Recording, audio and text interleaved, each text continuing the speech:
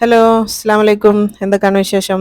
ഇന്നത്തെ വീഡിയോ എന്ന് പറയുന്നത് പെരി പെരി ചിക്കൻ ഷവർമ്മയാണ് കാണിക്കുന്നത് കേട്ടോ. ഈസിയാണ്. അതുപോലെ തന്നെ എല്ലാവർക്കും അറിയുന്നതാണ്. നാട്ടിലൊക്കെ ഭയങ്കര ട്രെൻഡിങ് ആയിരിക്കും ഈ ഒരു പെരി പെരി ഷവർമ്മ. സാധാരണ വാങ്ങുന്നതിനെക്കാട്ടിലും എല്ലാവർക്കും ഇഷ്ടപ്പെടുക ഈ ഒരു പെരി പെരി ഷവർമ്മയാണ്. അപ്പോൾ നമുക്ക് നോക്കിയാലോ.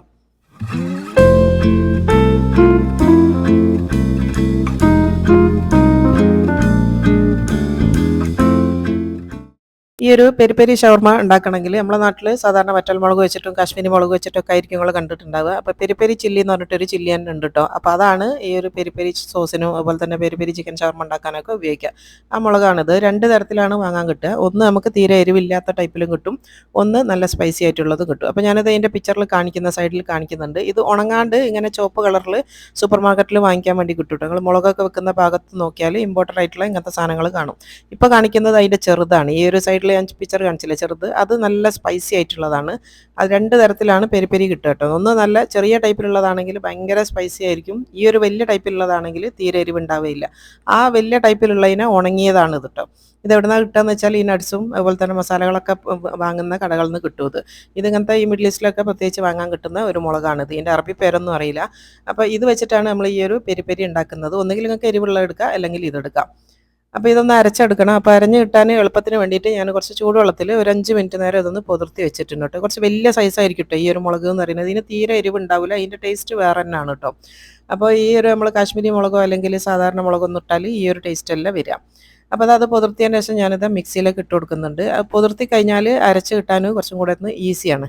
ഇനി അതിൻ്റെ കൂടെ ഇട്ട് കൊടുക്കുന്ന 1 ടീസ്പൂൺ ചെറിയ ജീരകം, നല്ല ജീരകമാണ് കേട്ടോ. പിന്നെ വേണ്ടത് മുഴുവൻ കുരുമുളകാണ്, അതും 1 ടീസ്പൂണാണ് ഇട്ടത്. അതൊക്കെ നിങ്ങൾക്ക് കൂടുതൽ എരിവാണെങ്കിൽ കൂട്ടിയെടുക്കുക. പിന്നെ 1 ടേബിൾ സ്പൂൺ നിറച്ച് ഇഞ്ചി വെളുത്തുള്ളി പേസ്റ്റ് ഇട്ടാണ്. പേസ്റ്റിന് പകരം നിങ്ങൾക്ക് മുഴുവനായിട്ടുള്ളത് വേണമെങ്കിൽ അങ്ങനെ ഇട്ട് കൊടുത്താൽ മതി. പിന്നെ വേണ്ടത് 1 ടേബിൾ സ്പൂൺ ചെറുനാരങ്ങൻ്റെ നീരിട്ടോ, കൂടുതലായിട്ട് വേണ്ട, 1 ടേബിൾ സ്പൂൺ മതി. അതും കൂടെ ചേർത്തതിന് ശേഷം ഒരു ലേശം ഒരു ചെറിയൊരു കൈപ്പിടി മല്ലിച്ചപ്പും കൂടെ ഇട്ട് കൊടുക്കുന്നുണ്ട്. പിന്നെ വേണ്ടത് മുഴുവനായുള്ള പച്ചമല്ലിയാണ്, ഒരു 1/2 ടേബിൾ സ്പൂൺ ഇട്ടോ, അരല്ല ഒരു മുക്കാലുണ്ടാവും. 1 ടേബിൾ സ്പൂണിൻ്റെ മെഷറിംഗ് സ്പൂണാണ് എൻ്റെ കയ്യിലുള്ളത്. മുഴുവനായിട്ട് എടുത്തിട്ടില്ല, അതിൻ്റെ ഒരു മുക്കാൽ എടുത്തിട്ടുണ്ട്. അതും കൂടെ ഇതിൻ്റെ കൂടെ തന്നെ അങ്ങ് ഇട്ട് കൊടുക്കട്ടോ. ഈ ഒരു പച്ചമല്ലിക്ക് പകരം നിങ്ങൾ മല്ലിപ്പൊടി ഇടരുത്, പച്ചമല്ലി തന്നെ വേണം, അതിൻ്റെ ടേസ്റ്റ് വേറെയാണ്. ഇനിയിപ്പോൾ വേണ്ടത് കുറച്ച് ഒലിവ് ഓയിലാണ് കേട്ടോ, 2 ടേബിൾ സ്പൂൺ ഒലിവ് ഓയിൽ തന്നെ എടുത്താൽ ആ ഒരു കറക്റ്റ് ടേസ്റ്റ് വരും. എന്നിട്ട് ഇതെല്ലാം കൂടെ ഒന്ന് അരച്ചെടുക്കുക. ഇപ്പോൾ ഞാൻ അരച്ച് കൊണ്ടുവന്നിട്ടുണ്ട്. നല്ല ഫൈനായിട്ട് നന്നായിട്ട് അരഞ്ഞ് കിട്ടും കേട്ടോ. ഒരുപാട് ഫൈനല്ലെങ്കിലും മാക്സിമം ഇങ്ങനെ ഫൈനായിട്ട് തന്നെ അരച്ചെടുക്കാൻ വേണ്ടി നോക്കുക. ഇതിപ്പോൾ കണ്ടില്ലേ, ഇതിൻ്റെ കളർ എന്ന് പറഞ്ഞാൽ ഭയങ്കര കളറാണ് കേട്ടോ. ഒരു എന്താ പറയുക, നമ്മൾ കളറൊക്കെ ചേർത്ത് അരക്കുന്ന പോലത്തെ ഒരു കളറാണ് ഉണ്ടാവുക. എന്നാൽ ഇതിന് തീരെ എരിവ് ഉണ്ടാവുകയില്ല. ഇതിൻ്റെ ടേസ്റ്റ് വേറൊരു ടേസ്റ്റാണ്. ഒരു എന്താ പറയുക, ഒരു ചെറിയൊരു മധുരമോ, അല്ലെങ്കിൽ മധുരം എന്ന് പറയാൻ പറ്റില്ല, ഒരു സ്മോക്കി ഫ്ലേവറൊക്കെ പോലത്തെ അങ്ങനത്തെ ഒരു ഫ്ലേവറാണ് ഈ ഒരു പെരി പെരി ചില്ലിക്ക് ഉണ്ടാവുക. അപ്പോൾ ഇത് വെച്ചിട്ടാണ് ഇനി നമ്മൾ ചിക്കൻ മാരിനേറ്റ് ചെയ്യേണ്ടത്. അപ്പോൾ അത് ഞാനിത് ഒരു ഫുൾ ചിക്കൻ എടുത്ത് വെച്ചിട്ടുണ്ട്. ഇതിൻ്റെ വെയിറ്റ് എന്ന് പറയുന്നത് 1200 ഗ്രാമിൻ്റെ ഒരു ഫുൾ ചിക്കനാണ് കേട്ടോ. അതിപ്പോൾ ഞാനൊരു 4 പീസാക്കി മുറിച്ചതാണ്. ഞാനിവിടെ ഓവനിൽ ചെയ്യുന്നതുകൊണ്ടാണ് ഇങ്ങനെ വലിയ പീസായിട്ട് മുറിച്ചത്. അപ്പോൾ ഇത് ഓവൻ ഇല്ലയെന്ന് വെച്ചാൽ എങ്ങനെ ചെയ്യുന്നുള്ള ഒരു ഡൗട്ടും വേണ്ട. ഇത് ചെറിയ ചെറിയ പീസാക്കിയിട്ട് നമുക്ക് ഫ്രൈ പാനിൽ 1-2 ടേബിൾ സ്പൂൺ ഓയിൽ ഒഴിച്ച് കൊടുത്തിട്ട് മൂടി വെച്ച് വേവിച്ചെടുത്താൽ മതി കേട്ടോ. പെട്ടെന്നായി കിട്ടും. കാരണം ഒരുപാട് എണ്ണയിൽ പൊരിച്ചെടുക്കരുത്. അങ്ങനെ ആവുന്ന സമയത്ത് ചിക്കൻ ഭയങ്കര ഡ്രൈ ആയി പോകും. അപ്പോൾ നിങ്ങൾക്ക് ഓവൻ ഇല്ലയെന്നുണ്ടെങ്കിൽ 1-2 ടേബിൾ സ്പൂൺ ഫ്രൈ പാനിൽ ഓയിൽ ഒഴിച്ച് കൊടുത്തതിന് ശേഷം തിരിച്ചും മറിച്ചൊക്കെ ഇട്ട് മൂടി വെച്ചിട്ട് വേവിച്ചെടുത്താൽ മതി. ഞാനിപ്പോൾ ഇവിടെ ഓവൻ ഉള്ളതുകൊണ്ടാണ് ഈ സ്കിന്നോട് കൂടിയുള്ള ചിക്കൻ എടുത്തത്. ഇനിയിപ്പോൾ അത് നല്ലോണം ഇട്ട് കൊടുത്തിട്ടുണ്ട്. അതിൻ്റെ ശേഷം അതാ ഞാനിപ്പോൾ ഉപ്പ് ഇട്ട് കൊടുക്കുകയാണ് കേട്ടോ. ഉപ്പ് നിങ്ങൾക്ക് അരക്കണ സമയത്ത് അതിലിടണമെങ്കിൽ അങ്ങനെയും ചെയ്യാം കേട്ടോ. ഞാനിപ്പോൾ ഇങ്ങനെ ചെയ്തതേ ഉള്ളൂ. നിങ്ങൾക്ക് അരക്കണ സമയത്ത് അതിൽ തന്നെ ഉപ്പിട്ടിട്ട് ഒന്ന് അരച്ചെടുത്താലും മതി. ഞാനിപ്പോൾ 2 ഭാഗത്തും കുറച്ച് ഉപ്പിട്ടിട്ട് ആദ്യം ഈ ഒരു ചിക്കൻ ഒന്ന് നന്നായിട്ട് തേച്ച് പിടിപ്പിക്കുന്നുണ്ട്.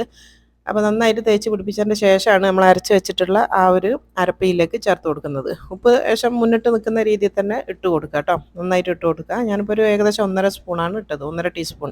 ഇനിയിപ്പോൾ നമ്മൾ അരച്ച് വെച്ചിട്ടുള്ള ആ ഒരു അരപ്പിയിലേക്ക് ഇട്ട് കൊടുത്തിട്ട് നന്നായിട്ട് തേച്ച് പിടിപ്പിക്കാം. ഈ അരപ്പിൽ ഒരുപാട് വെള്ളം ഒഴിക്കരുത്. ഞാൻ ഈ പറഞ്ഞ പോലെ തന്നെ അരച്ചെടുക്കണം കേട്ടോ. ഇത് ലൂസാക്കാൻ വേണ്ടി പോകരുത്. കാരണം നമ്മൾ മാരിനേറ്റ് ചെയ്ത് കുറച്ച് സമയം വെക്കും. ആ സമയത്തേക്ക് കറക്റ്റായിട്ട് വന്നോളും. മസാലയൊക്കെ നന്നായിട്ട് പിടിക്കണമെങ്കിൽ ഈ ഒരു രീതിയിൽ തന്നെ തേച്ച് കൊടുക്കുക. ഒരുപാട് വെള്ളം ചേർത്തിട്ട് ലൂസാക്കി എടുക്കരുത്.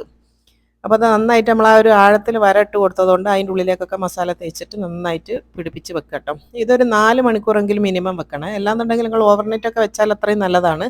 അപ്പോൾ ഞാനിവിടെ ഒരു 4 മണിക്കൂറാണ് വെക്കുന്നത്. അപ്പോൾ 4 മണിക്കൂറിന് ശേഷമാണ് എടുക്കാൻ പാടുള്ളൂ. ഇനിയിപ്പോൾ അടുത്തത് കാണിക്കുന്നത്, നമുക്ക് ഈ ഒരു ഷവർമ്മക്ക് ഒരു സോസ് വേണം കേട്ടോ. ഒരു സ്പെഷ്യൽ ടർക്കിഷ് സോസാണ് ഉണ്ടാക്കുന്നത്. അപ്പോൾ അത് തഹീനിയാണ് അതിന് വേണ്ടിയത്. മെയിനായിട്ട് 1/2 കപ്പാണ് എടുത്തത്. അപ്പോൾ തഹീനി എൻ്റെ അടുത്ത് റെഡിമെയ്ഡ് ഉള്ളതുകൊണ്ട് ഞാൻ അത് തന്നെയാണ് ചേർക്കുന്നത്.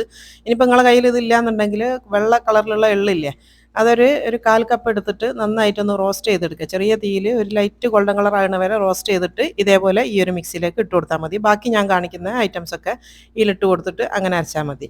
ഞാനിപ്പോൾ തഹിനി സോസ് തന്നെ ഉള്ളതുകൊണ്ട് അതന്നാണ് മിക്സിയിലേക്ക് ഇട്ട് കൊടുത്തത്. ഇനിയിപ്പോൾ അതിൻ്റെ കൂടെ നമ്മൾ ചേർത്ത് കൊടുക്കേണ്ടത് 1 ടേബിൾ സ്പൂൺ ചെറുനാരങ്ങൻ്റെ നീരാണ്. 1 ടേബിൾ സ്പൂൺ ചെറുനാരങ്ങയുടെ നീര് ചേർത്ത് കൊടുത്തിട്ടുണ്ട്. ഇനിയിപ്പോൾ അടുത്ത വേണ്ടിയെന്ന് പറയുന്നത് മയോണൈസാണ് കേട്ടോ. നിങ്ങൾ വീട്ടിലുണ്ടാക്കിയ മയോണൈസ് ആണെങ്കിൽ അതായാലും മതി. ഞാനിവിടെ റെഡിമെയ്ഡ് തന്നെയാണ് എടുക്കുന്നത്. ഒരു 2 ടേബിൾ സ്പൂൺ നിറച്ച് മയോണൈസും കൂടെ എടുത്തിട്ടുണ്ട്. അതും കൂടെ ഇട്ട് കൊടുക്കുക. പിന്നെ വേണ്ടത് യോഗട്ടാണ് കേട്ടോ. പുളി കുറവുള്ള തൈര്, അതൊരു 2 ടേബിൾ സ്പൂൺ തന്നെ അതും കൂടെ ചേർത്ത് കൊടുക്കുന്നുണ്ട്. ഒരു 2 ടേബിൾ സ്പൂൺ പുളിയില്ലാത്ത തൈര്. നിങ്ങൾ നാട്ടിലൊക്കെ ആണെങ്കിൽ മിൽക്കി മിസ്റ്റിൻ്റെ തൈര് എടുത്താൽ മതി, അതാകുമ്പോൾ കറക്റ്റായിട്ട് കിട്ടും. പിന്നെ വേണ്ടത് ഒരു 2 വലിയ അല്ലി വെളുത്തുള്ളിയും കൂടെ ചേർത്ത് കൊടുത്തിട്ടുണ്ട്. പിന്നെ വേണ്ടത് കുറച്ച് ഒലിവ് ഓയിൽ, ഒരു 3 ടേബിൾ സ്പൂണൊക്കെ വേണ്ടി വരും ഒലിവ് ഓയിൽ. ഇനിയിപ്പോൾ വേണ്ടതെന്ന് വെച്ചാൽ ഇത് അരച്ചിട്ട് നന്നായിട്ട് അരച്ചു കൊണ്ടുവരാം. ഇത് അരയുന്നില്ല എന്ന് തോന്നുകയാണെങ്കിൽ കുറച്ച് വെള്ളം ഒഴിച്ച് കൊടുത്താൽ മതി കേട്ടോ, സാധാ പച്ചവെള്ളം ഒഴിച്ച് കൊടുത്താൽ മതി. പിന്നെ അതാ കുറച്ച് ഉപ്പും കൂടെ ചേർത്ത് കൊടുക്കുക. ഒരു 1/2 ടീസ്പൂണാണ് ഞാൻ ഉപ്പ് ചേർത്തത്. എന്നിട്ടൊന്നും കൂടെ ഒന്ന് അരച്ചു കൊണ്ടുവരാം, നന്നായിട്ട് മിക്സ് ചെയ്തെടുക്കാം. ഇപ്പോൾ അത് നന്നായിട്ട് അരച്ച് കൊണ്ടുവന്നിട്ടുണ്ട്. അപ്പോൾ അരയണ സമയത്ത് കുറച്ചൊരു തിക്കായിട്ട് തോന്നുകയാണെങ്കിൽ കുറച്ച് വെള്ളം ചേർത്ത് കൊടുത്താൽ മതി കേട്ടോ, വേറെ പ്രശ്നമൊന്നുമില്ല. നന്നായിട്ട് അരച്ചെടുക്കുക. ഞാനിപ്പോൾ അരയണ സമയത്ത് 2 ടേബിൾ സ്പൂൺ വെള്ളം കൂടെ ചേർത്തിട്ടാണ് അരച്ചത്.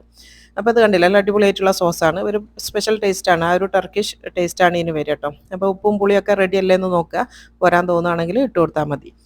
ഇനിയിപ്പോൾ അടുത്തതെന്ന് പറയുന്നത് നമ്മൾ 4 മണിക്കൂർ ഞാനിവിടെ മാറ്റി വെച്ച ചിക്കനാണ്. അത് ഞാൻ ബേക്ക് ചെയ്യാൻ വേണ്ടി പോവാണ് കേട്ടോ. ഒരു ബേക്കിംഗ് ട്രേയിൽ ഞാൻ അലുമിനിയം ഷീറ്റ് പിരിച്ചു കൊടുത്തതാണ്. അതിൻ്റെ ശേഷം അതാ ഇപ്പോൾ അത് കണ്ടില്ല, എല്ലാം സെറ്റായിട്ട് കിടക്കുകയാണ്. അപ്പോൾ ഞാൻ പറഞ്ഞല്ലോ, ഇത്രയും സമയം നിങ്ങൾ ചിക്കൻ വെക്കണം കേട്ടോ, എന്നാലാണ് ആ ഒരു ഫ്ലേവറൊക്കെ നന്നായിട്ട് പിടിച്ച് കിട്ടുള്ളൂ.